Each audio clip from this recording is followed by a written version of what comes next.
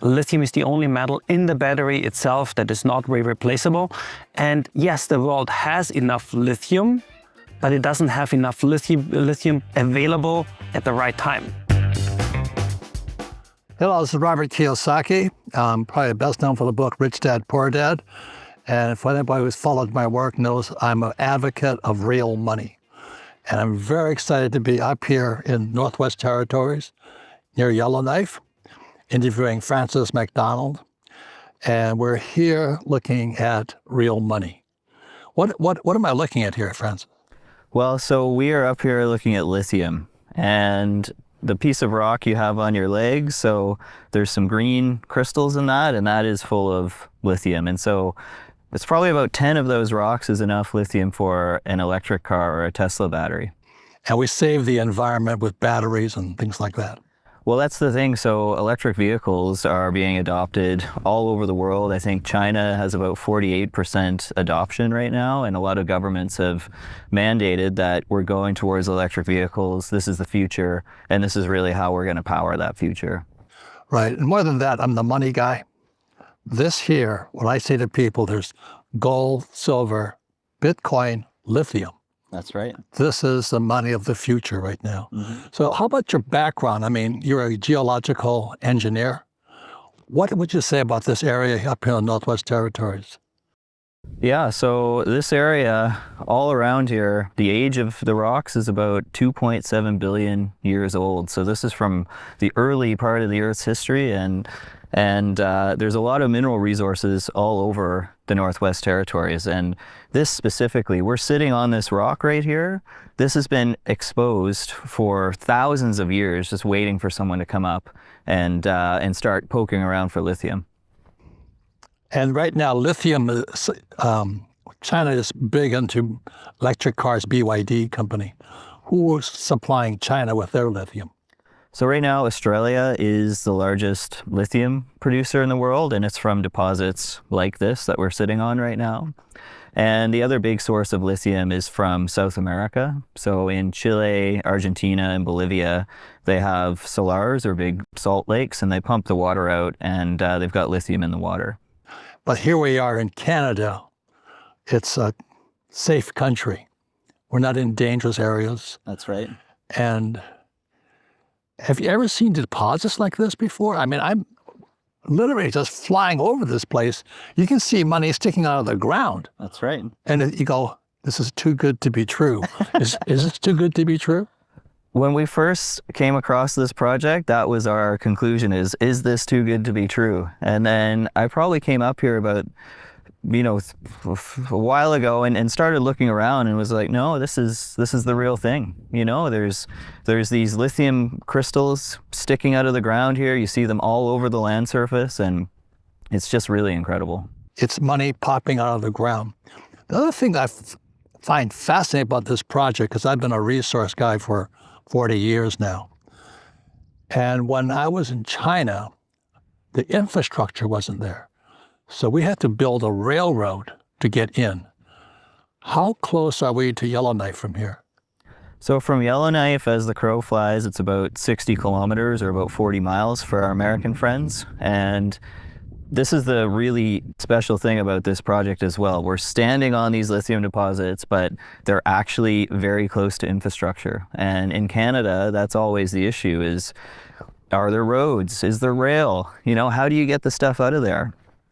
And so that's the highway is just that way is about 4 miles away, 6 kilometers. That's unheard of. Canada was built on resource extraction, on mining, and specifically Yellowknife as well. So Yellowknife, it's the capital of the Northwest Territories. People started coming up here when there was gold discovered in the 40s. And gold mining drove the economy for about 50 years. Gold mines shut down, and then all of a sudden, a few years later, diamonds were discovered quite a bit north of here. So since around the early 90s, diamonds have really fueled the economy up here. And right now, mining is about 30% of the GDP. And so this is really, it's a mining town. And the thing is with the diamond mines is that they're almost depleted, and 3 diamond mines are operating, but they'll all be shutting down probably around the end of the decade. And so this is going to be a big hit to the economy in the Northwest Territories, and there's going to need to be something that replaces it. And so here we are, sitting on these lithium deposits just outside of town. Sticking out of the ground. Yellowknife's right over there. Mm-hmm. The diamond mines are about to shut down. You have all these miners who'll be looking for work. What's wrong with this project? We've been doing a lot of work. You know, we see this stuff sticking out of the ground, so the only real question is how deep do they go? And over the last 12 months, we've spent about $40 million drilling and defining how much lithium is in the ground. So we're just about to go into a resource calculation to understand how much is actually here. Like how much do you think this one drift here is, one vein or whatever it is? Well, you know, on surface, it's about 40 meters wide and it's about 800 meters long. And so you can just do some back of the envelope math. You just figure out how deep you want to take it, and you can come up with a number. So is it in millions or billions? Well, in terms of tons, it's millions and millions of tons. And in terms of dollar value, it's billions of dollars. How does this compare to a gold mine? Yeah, so the way that you do it, you basically just say, this rock is worth X dollars. And so the rock that we see here right now, the value is about $150 a ton at current prices, and what people expect for long-term prices is about $200 US a ton. And so what's a ton? A ton is about 1 foot by 1 foot by 1 foot. And so that's worth about $200 US. And in terms of a gold deposit, so I know some retail investors and people think about things in gold. So this would be, you know, at least a 5 to 10 million ounce gold deposit at surface at around 3 to 5 grams per ton. This is the future that'll save the economy via batteries. That's it. I mean, we're going towards an electric future, and this is how we're going to store energy.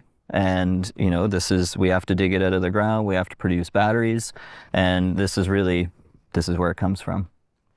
Right now, China is supplying a lot of the batteries in the, BYD cars and all this. Batteries are the future.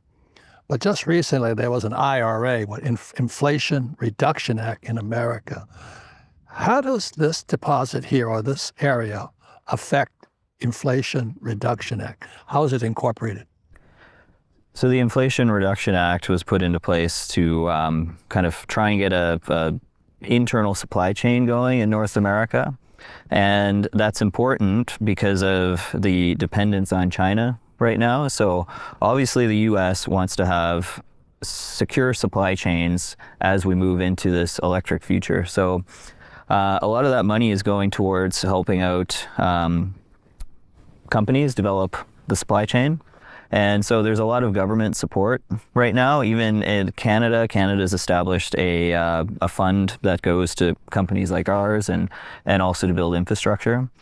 And, why is it important for the energy security? Because right now, most of the lithium is produced in China, or most of the refining happens in China. And so if China just decides to turn off the tap, then, everything kind of goes away and everyone's going to be scrambling for lithium. As we go, the geopolitical tension is getting higher and higher. And I think that's really a push to have all these internal supply chains already up and running. Well, because as you know, civilization runs on energy. And if we lose our energy, civilization dies. That's right. So there's so many pluses to this project here. But let me ask you this. You're a geological engineer. I don't think I know what batteries are AA or AAA. That's about all they know. What's the future of batteries and for lithium in that case? Yeah, so batteries, so lithium is the dominant metal in terms of battery chemistry. There's sodium ion batteries as well, but those are really for like mopeds and scooters and things like that at this point. And so there's no real challenge to lithium as being that real dominant part of battery chemistry. So it's a pretty good future for the next, let's call it 20 to 40 years. Are you worried about your financial security in these unprecedented times? If you are, the next minute could profoundly impact your financial security. Imagine waking up to find the economy has plunged and your portfolio has plummeted 30 to 45%, while banks are in turmoil, holding your money hostage while waiting for FDIC intervention. Where would you turn? For many, this may sound like fiction, but it's a stark reality. For those that have money on the line, recently America's awoke to both the NASDAQ and the Dow, plummeting over 1,100 points each and triggering a frenzy of sell offs. History shows us how a single event can crash the market, like the dot-com bubble of 1999, the subprime mortgage crisis of 2008, and the pandemic of 2020. But today we're facing multiple bubbles: commercial real estate, stock, bonds, and banks. Combined with the relentless inflation, the threat of global recession, the specters of war, and you have the perfect storm. The consequences could be catastrophic, plunging us into unprecedented crisis. America is sliding in the age of discord, with trust in institutions collapsing and the democratic norms unraveling. The quality of life for Americans has declined. Wealth is concentrated among the rich, while the median American family income stagnates, creating a dangerously top-heavy social pyramid. Moreover, hostile countries like Russia, China, and Iran are working to destroy the U.S. dollar. Gold is a no-matter-what store of wealth that you need. That's why Robert has been such an advocate of gold, and he trusts Allegiance Gold. Allegiance Gold is ready to help you incorporate physical gold as part of your portfolio and protect it against economic uncertainty. Visit protectwithrobert.com today to learn how you can qualify for up to $5,000 in free silver with a qualifying investment. Or give them a call at 844-3-ROBERT. Remember to mention Robert and Kim sent you when you contact Allegiance Gold. Secure your IRA or 401k today with Allegiance Gold. Visit protectwithrobert.com or call 844-3-ROBERT. And so as we go to more renewable power like wind and solar, these are things that aren't on all the time. The sun goes down, the wind stops blowing, and so we need to charge up the batteries while the solar and wind are firing. And there's an interesting chart I saw recently. California, they're looking at all of their electricity and where it's coming from. And for one part of the day, batteries were the biggest source of electricity. Baron, another fantastic project. I mean, we were just in London meeting with a former prime minister, a project that's near and dear to my heart, trees. We're saving trees, with an earth project. Yeah. And here we are now in Yellowknife, Canada, another Save the Environment project, but it also has to make a lot of money. Correct. And this is lithium. I mean, thank you for including them in your deals. It's amazing. Well, the key is environmentalism will only work if it's economic. Correct. Because the free market is what makes things work. Right. You can only go from the government, stimulus for so long because governments change.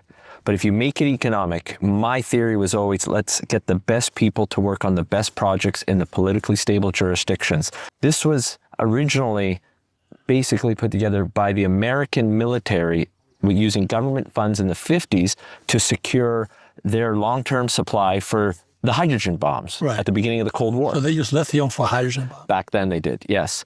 So then as you fast forward, and then the ownership structure, billionaires tried to make this move. A close friend of mine, Ross Beatty, had a piece of this. But this is the first time that it's all consolidated under one ownership. Now, you got to be a contrarian to be successful in commodities. You don't want to pay top dollar when everyone else wants it. So now with what's going on with the market, lithium's kind of a play on Tesla. Well, guess what? Without this right there, there's no Tesla. 10 of these is one battery cyber truck. Jeez. Battery. Just 10 of those little rocks. We're talking about, a 1.5 by 1.5 is worth $2,000 a rock. Right now, we're sitting on probably $2.5 to $3 billion, and there's 13 of these types of veins. Varying sizes, varying depth, but the grade is world-class. It's in that top, but people don't understand, what does LiO2 percentage mean? What does it mean? Exactly. So, this deposit, if you look at the public disclosures, it's north of 1.1% LiO2, which is a fantastic grade. That's hard for people to interpret. But if you convert it into equivalent of gold, You tell me, what would happen to all the gold companies in the world if you had 5 million ounces of gold outcropping at surface at 3 to 5 grams per ton? God may have created this lithium deposit, but the devil took it and spread it around the world. And he made one error. He put it right here in Canada. And for America to have its future independence, if Tesla, I know for a fact, if I was Tesla or any of these major battery, Meta, all these billions of dollars going into these data infrastructure, they're going to look at it and going, where am I going to get my secure, stable supply? They're not going to rely on China. No. Right?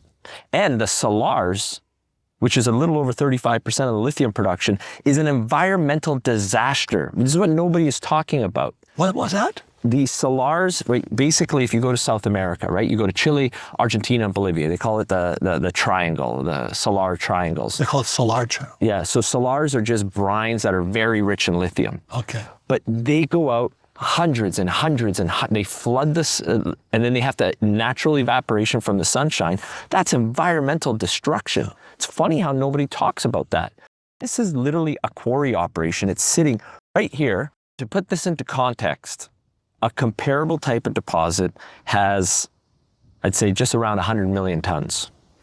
That's world class. That's like a 10 million ounce gold deposit. I believe right now with the publicly released information, I've created my own models, and there's a reason why I've invested millions of dollars into this.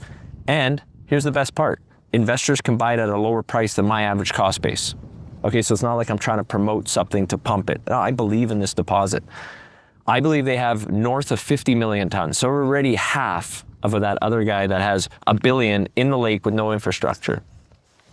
Okay, so just the R value, this is a 3 to 5 bagger in my opinion from where it is off of the peers. But this hasn't even been explored yet. This has only been 2.5 years since they've consolidated 100% of this. You find 2, 3 more of these, there's 13. It's pretty fast drilling. They've only done about 40 to 50 million dollars of drilling so far. I believe they can get to 100 million tons with this land package. You need long-term, high-paying jobs that increases the standard of living for everyone while we're increasing the green movement to reduce emissions reductions globally. And without projects like this going to production, that does not happen. I love it. I love it. It's just another one of my great projects working with you. Well, let's be honest. You love it, but you love making money more. I know, but I really am a tree hugger. I know. Environmentalist. I'm here with Tobias Tretter, and I believe, you're of German descent, but you're also the biggest fund manager for lithium. Is that correct? Can you give us a little bit your background? I think we are the largest lithium fund in the world right now, but mainly we have been the first ones that have been in the lithium sector. We have been setting up the lithium fund already in 2009. So maybe a little bit early, but at least we saw the trend and we saw where the lithium market will go to. Well, as I say, the trend is your friend, right? So what trend did you see in 2009? We saw that the energy transition is happening, and for the energy transition, you need lithium, and lithium is just not replaceable. If you want to go EVs, if you want to go, even AI batteries, you just need lithium, and lithium is not replaceable. There is no substitution for lithium, and especially when we are then talking about solid state batteries for the future. Lithium is the only metal in the battery itself that is not irreplaceable. And yes, the world has enough lithium, but it doesn't have enough lithium available at the right time, which means now. So tell us an interesting story about how you got this project. I've been saying ever since I've been here, it's too good to be true, where infrastructure is really close by, roads are close by. It's a great place. Mm-hmm. How did you get it when nobody else got it? Persistence. Persistence and having the right team. Right. At the end of the day, it was a team effort, and the person who sold the project, he was an older gentleman who had very specific requirements on who's coming in, who's not coming in. He really wanted to have the project being developed, not just flipped. So he wanted to have it developed, but also developed in conjunction with, the First Nations, with the locals here, with the environmental safety. And yeah, nobody was giving him all the security and the safety for all the requirements that he had.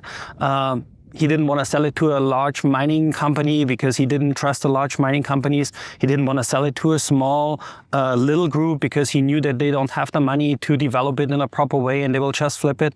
So it took us almost 2 years to convince him to sell it. But it was successful. And yes, you're completely right. It is too good to be true, because I have not seen a project like this in a safe environment, especially with the infrastructure already in place. And you can see the project from Google Earth. So does it get any better? So you being of German descent, it was helpful that this guy was also German.